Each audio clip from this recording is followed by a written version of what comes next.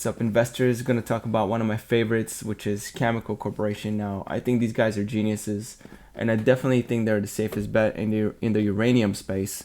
Anyways, one of the largest players as well.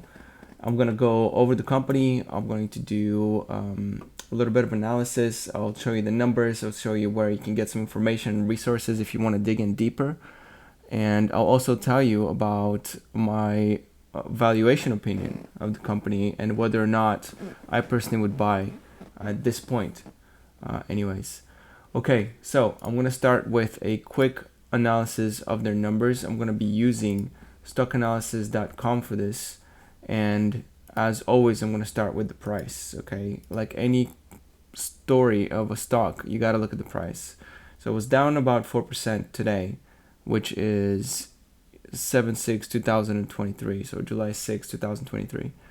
And overall, though, it's had a pretty massive increase in price over the last 5 years. Now, you always got to look at shares outstanding and whether or not they're being diluted or not when you see a rise in price, okay? Because sometimes what happens is companies will buy up a lot of their stock and the price will basically necessarily rise, but perhaps not based on fundamental increase. I mean, ultimately one has to justify the other. So what I'm going to do is I'm just going to look at the shares outstanding real quick to see if the price increase is real, and yes, it is. They have not issued any new shares really for the last 10 years. So back to the overview. Outside of these charts, this is the max chart going all the way back to 1997. You will notice things like the peak here in 2008 and then another one in 2011 around Fukushima disaster. And the subsequent drop in price. But now there's been a revival ever since 2020. And I'm not going to spend too much time talking about the uranium business as a whole. You can probably find better resources somewhere else. I will just talk about the company and what I think its strengths and weaknesses are and give you a little bit of an overview and try to show you some data and something to think about when you're doing your analysis. So here's a real brief, quick overview of their revenue and earnings. The blue bar is the revenue, the earnings is the red bar. Just like any other mining company, they have green years and a lot of red years. It's not like a regular business, meaning retail or something, where it's either losing money or making money consistently, or like, let's say, a utility. So mining business is very risky. It's not for the faint of heart, but with great risk comes great reward. And so if you were an emboldened speculator, it may be worth investing in it. So other figures at a glance, market cap is around 12.68 billion.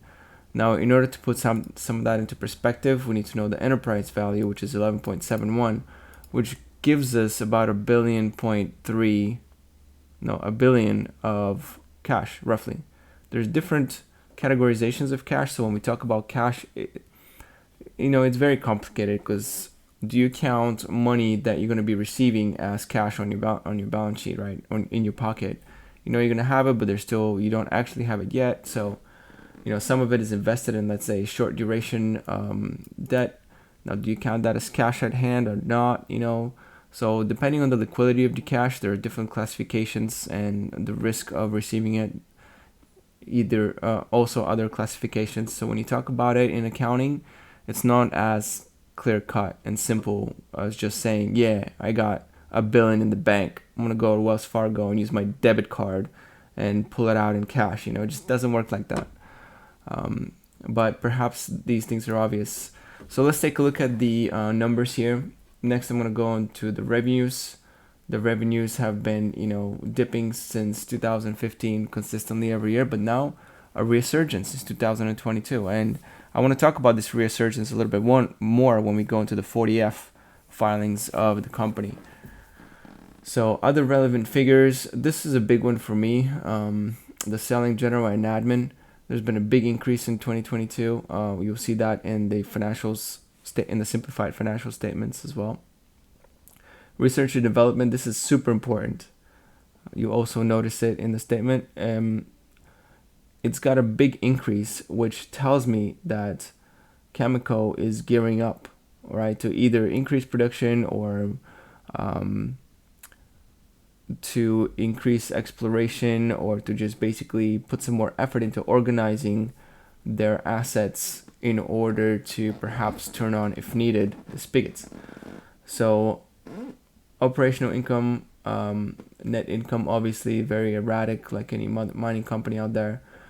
Dividends, though, have been very consistent considering it's a mining company.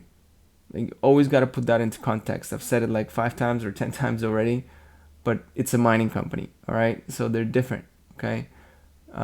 You got to put into context. And these dividend payouts, it's very rare, outside of the biggest producers out there, that you're gonna have a consistent dividend payout and not be drowning in debt at this point. And as you saw, they have $1 billion on the books. That's very good. It's a very good sign. We don't need to look at the rest of the figures really here because, like I said, it's a mining company, so they're going to be very erratic and not going to tell us much about the story of the company. Perhaps we can learn something here. Maybe we can look at the balance sheet a little bit briefly. So it looks like, they have $1 billion net cash, and they're carrying under $1 billion, $723 billion in debt, which they're paying some interest on, but no big deal. Everybody needs to have some credit facility open just in case. So moving on, these numbers are also really not going to tell us much. The EV over free cash flow, it's so manipulative, not in a malicious way.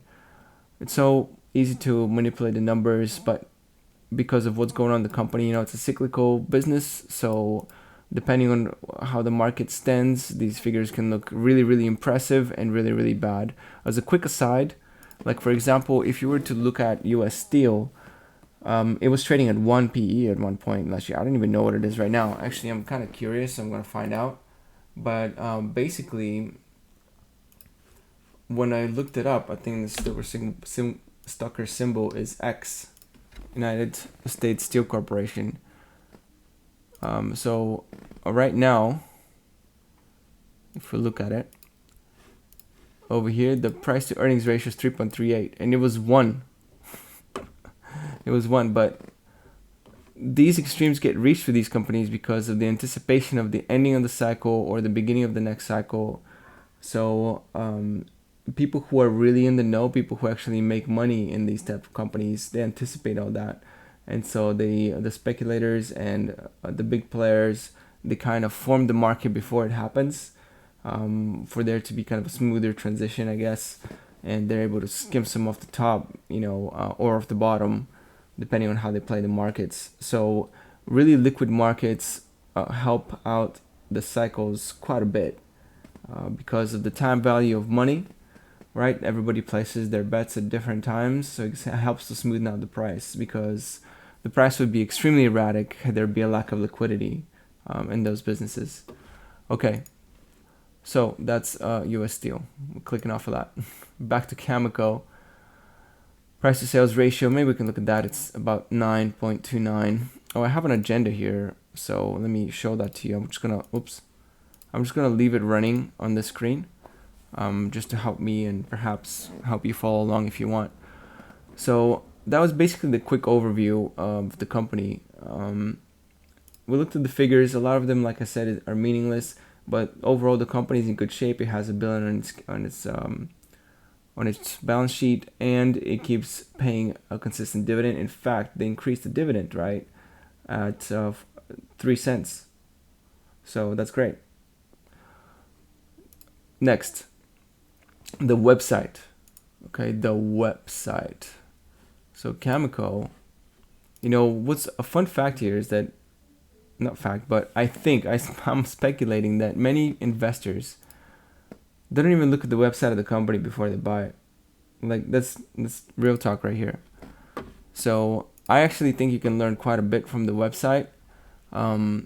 If you go under business here, and then you can click under operations, it actually tells you which operations are going on right now, which is, they have Cigar Lake and MacArthur River, Key Lake. And then they have Kazakhstan interest there, all right? And then they have some suspended operations, Rabbit Lake, Crow Butte, I don't know, Smith Ranch, Highland. And then, they give you some interesting facts about the company, etc., annual predictions, trends, just a quick glance at what's going on here for each, property. Now, uranium projects, right? So these are their kind of investments here. They have 4 of them that they're highlighting here on the website. Millennium, some weird names, doesn't matter. But if you want to see more information, you can click on one of them at a time, and it'll give you kind of the same thing. All the units that they have in the ground, the inferred pounds, etc. So you can actually learn a lot just by browsing through the website. You have some pictures from the sites, etc. So you can make your calculation. Like if you want to know how much does Cameco have in terms of assets, then you can kind of like break it down and slap your own valuations on there. It even says like what the interest share is in a certain location. A lot of times what companies will do is they'll split the interest of the mining to kind of like alleviate a little bit of the setup costs of building out the mines. So, and also de-risks their portfolio, right? So like imagine that imagine for example that one company owns 100% of one mine and owns no other mines, right? Then if that mine goes bust and something happens, the company goes from a hero to a zero, correct?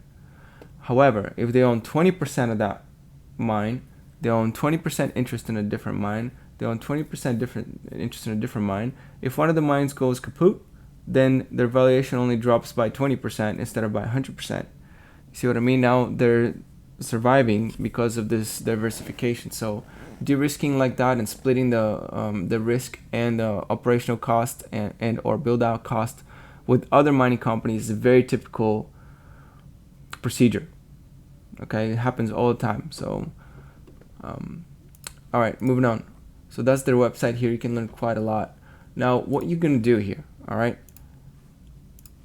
if you want to know some more information, what I suggest is you actually go into the read the 40F. So if you do profile here on stockanalysis.com, it gives you the description, the key executives, but if you keep scrolling down, it actually gives you all the filings as well. So you see this 40F, that's where you're going to get the most information. Click on the 40F and you'll be kicked over to a document that has a bunch of links, and you can kind of click on the links and see what's going on. So this is the consolidated statement of financial position, I guess it's called in Canada. All right, so what you can see here is current assets, basically cash and cash equivalents, short-term investments, account receivables. So we have about 3.3 billion. I think these are in Canadian dollars though, so please don't be confused. You might want to do the conversion. The American dollar is worth a little bit more nominally here. So this is an interesting one, right? Property, plant, and equipment. So you can get an idea of like, okay, they have 3.4 billion Canadian dollars worth of property. If they were to sell it, perhaps they can get that much. You can get a pretty good glimpse of the company's assets and liabilities from just this one piece of paper, and then shareholders' equity of 5.8 billion. Other interesting things, if you go to the same document, what you can do is read the remarks of the company, and you can get a lot of cool like infographics and things that visualize the business to you if you're more of a visual learner like me. But I still am forced to read the text a lot if I want to do any kind of educated, guess or analysis or speculation or whatever. Now these are the locations of their corporate office here in Canada, and then the Millennium Project, Copper Lake, MacArthur River, Key Lake, Rabbit Lake. They're all in basically the same location here in central Canada, according to this graph, right? Canada's a pretty big country. So, they have some interest here in the United States. They have, I think, 3 key interests in the United States. So if that gets going here in the US and the climate becomes more friendly to uranium mining, then they will benefit from it as well as the local producers. Now, other cool things. Oh, so here's the Kazakhstan interest right below Russia. That's obviously, a very risky one. You could get, seized at any moment. Kazakhstan's been pretty neutral though so far. Kazatomprom has been doing business with the West and the East, and as they should. So they're doing well on that front. And then, of course, there are 2 interests in Australia at the moment are marked here in the map. I think they have 2. Maybe they have 3, but I think it's 2. Now, other things that are interesting in this report is a little overview of the uranium market, of the nuclear market here in the world and what's going on. So keep in mind, this is for 2022. Everything that happened in the last 6 months is not going to be put into that report. One thing that has happened, by the way, and is not in here is kind of like their deals report, the reports for the kind of contracts they're setting up. So quick tidbit for the uranium business is 70% of the uranium business is long-term contracts. So that's where most of the uranium gets moved. So utility will assign, it will get a long-term contract for production for a steady supply for maybe the next 10 years or something like that. And they'll pay kind of upfront for it. There'll be, a market component in some of those contracts for a certain percentage of the material. There'll be like a spot price, market kind of component. It's very common. Some of them do more fixed, some of them less fixed. Every contract is negotiated individually, so it's really hard to kind of like slap a stamp on it and say, okay, this is how the uranium business is done, period. And because of the sensitive nature of it, there's a lot of like permitting and security, and only big players really operate in the space. So although as of late, there have been many funds that are set up to kind of catch either the price of the uranium, the mining activity of, the mining combined prices of like an ETF of the uranium miners, or like uranium holding fund, so an ETN or ETF, or there have been kind of like, enabling companies that basically enable the uranium business, all right? And also hedge funds are starting to like grab a hold of this stuff, and I don't even know how they do it. Hedge funds is probably the most versatile vehicle for investment that exists on the planet. I mean, I don't know if you knew this, but hedge funds actually allow to invest in anything they want. Like if a hedge fund wants to grab, raise a bunch of money and say, okay, we're going to play the lottery, like they can actually do that. They can like pay people to go and buy tickets and then like count them afterwards. I mean, it's ridiculous, right? So you can have a lottery hedge fund, okay? And not only that, they can buy horse race tickets. You can bet on fights. You can have a sports betting hedge fund. I mean, it's crazy out here, okay? Wild west of investment. So, which is good. I mean, that's great stuff. Okay, so back on topic here. One thing you'll notice is the world operable reactor count. It's actually gone kind of down since 2018. So it had an increase of 3 from 2017 to 2018, but it's been decreasing steadily since then, and it's actually at 439 at the moment, worldwide nuclear reactors. It's really hard to hide one of those. So they're basically well known, who owns them, where they're located, where they're getting their supply. Like, there's extreme transparency in the uranium business. You can't just be transporting uranium from a place to place without anybody noticing at all. You can't just build a nuclear plant, it's very hard. So the statistics are very clear. China has, 18 reactors under construction. India has 8. Africa and the Middle East 8. Asia 7. Russia 4. European Union 3. Eastern Europe 3. Americas 2. The US 2, which is interesting because they were kind of phasing the reactors out. So I guess they perhaps are building two to replace the ones that are going to be retired. And the UK has two, which is, I guess, surprising. Now, don't be fooled by these numbers, though. Okay? This is the part where I talk a little bit about the uranium business, right? Don't be fooled by these numbers, because just as how many reactors are underway, the new ones, a lot of times, are actually more efficient than the old ones. So the consumption may actually reduce a little bit, because as new ones are being built out, old ones are getting retired at almost the same rate. So don't be fooled just because there's so many under construction. Oh, the reactor count is gonna go from 439 to like 540 in a year. That's not how it works, right? First of all, it takes many years to build this kind of complex machinery. Although people are getting better, technology is getting better, and the builders are getting faster, but it takes years to build out, and then perhaps they're gonna secure supply up front, but supply that was contracted previously with the retiring reactor is not going to be in the market next time around, right? So that's going to be freed up. Another thing to keep in mind is always the risk of some kind of nuclear, undermining, like that happened with Japan. Although uranium, nuclear power is one of the safest, if not the safest.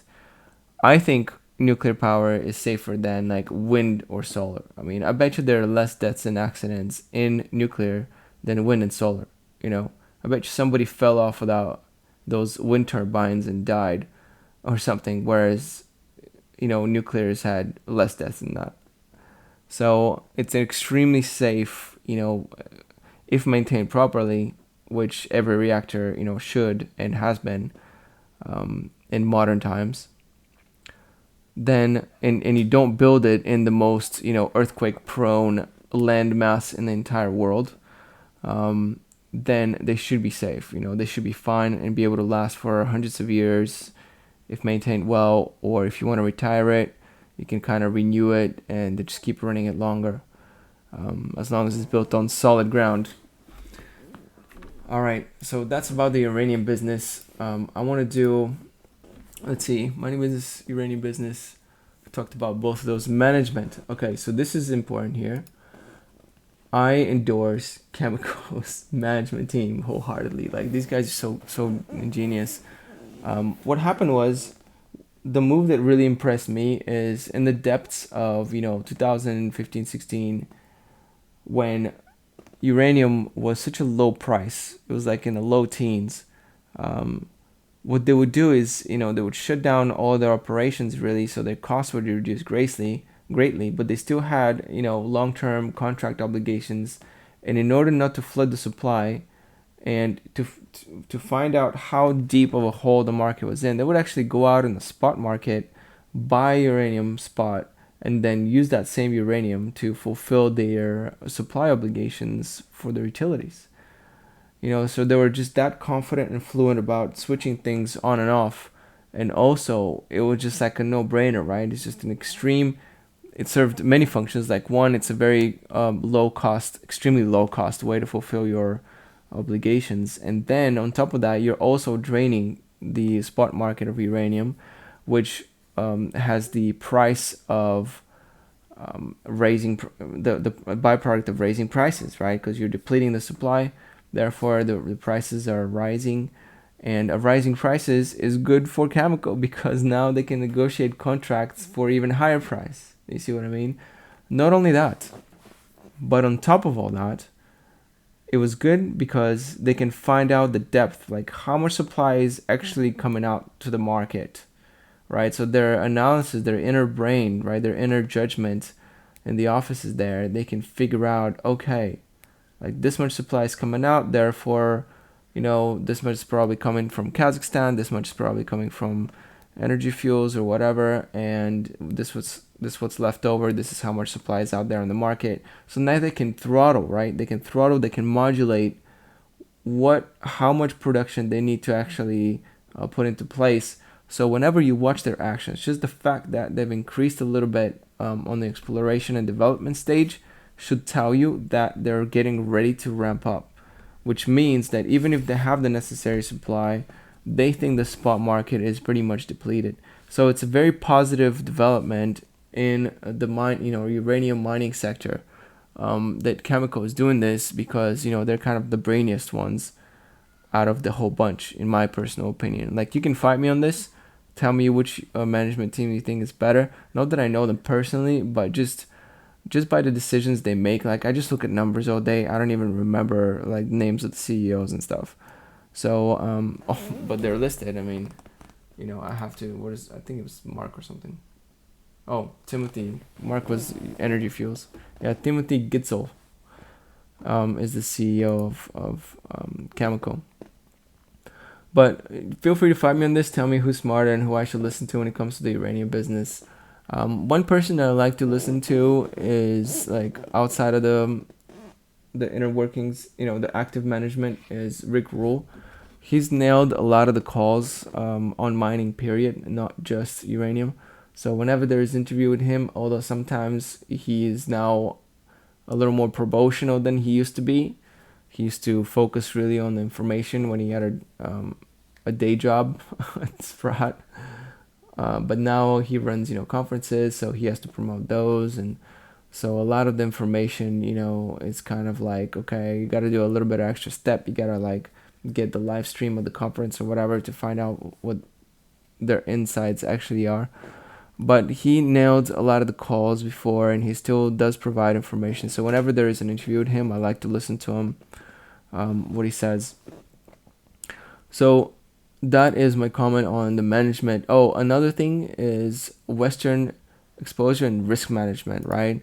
So number one, those two go together. I mean, they do have the Kazakhstan projects, but it's it's a small part of their portfolio. And so we talked about de-risking a little bit by sharing interest in specific projects, but also they're de-risking by geographic selection. Notice how all of the sites are either in Australia, they're in the US, or they're in Canada. So these are all Western countries that are basically aligned. I mean, you could kind of call it almost the same country. I mean, they're so close, culturally, laws are very, very close. In those countries, they speak, the same language for the most part, although Canadians like to pretend that they are French sometimes. Sorry, that's meant to be a joke. I don't know if, I don't want to offend people. Just anyway, I'm not very good at jokes. So the conclusion basically is that Cameco is a very safe bet. If you, let me go here in the statistics real quick. Talk valuation to end. So right now, Cameco is priced at 12.68 billion. I mean, look, like 28.6 billion. They're making 2 billion in revenue a year. Like, let's say uranium skyrockets. They're gonna make, they could triple that even, or more. But even if you triple it, like, just in revenue, you're looking at current price. You're looking at half the value, right? A 2 price to sales ratio if there's some kind of huge uranium explosion. And a lot of their contracts are already negotiated. There are not that many utilities that are going to be like paying these super high prices. Yes, they're going to go to Cameco first because they're the most secure producer, at least in the Western world. But I mean, how many contracts are going to be left? Even if, okay, let's say there are 10 contracts, they're bidding up for this super high price. Let's call it 400 even uranium. Like, okay, if you lock half of those, you lock in 5 contracts, that's not going to be that much of a boost to revenue, right? So, I mean, your money's safe there, but in my personal opinion, like, if as much as I like the company, I think a uranium increase in price is already kind of worked into the valuation of Cameco. It's not fully worked in, obviously, right? There's always a percentage uncertainty out there. And also downside risk is worked in as well. So I would say at this point, at $30 per share, I think Cameco is fully priced, guys. I mean, if you put it in here, then it's basically a 50-50 whether you're gonna make money or not. Chances are you are gonna make some money, and at least you can collect a tiny bit of dividend on the way. It used to be a lot bigger when the share price was 10 when I owned it. But that sounds really insightful. Like, yeah, okay, I owned Cameco at $10, huge gains. But actually, no. I mean, I just sold calls and I was out at 12. Like, I got 20% over the course of like a year and a half from that company, which is not, maybe a little bit more with the options premium, but it's not that much of a gain. It could have been 300% if I had held until now, right? Or more than 300. So bottom line, I think Cameco is fully priced in, but it's definitely the safest bet when it comes to the uranium business in general, and a very beginner-friendly way to play any kind of uranium uptick in price, whether it be a little one or a big one, right? So that's all I got to say about uranium. Love the company, fully priced. All right, peace out.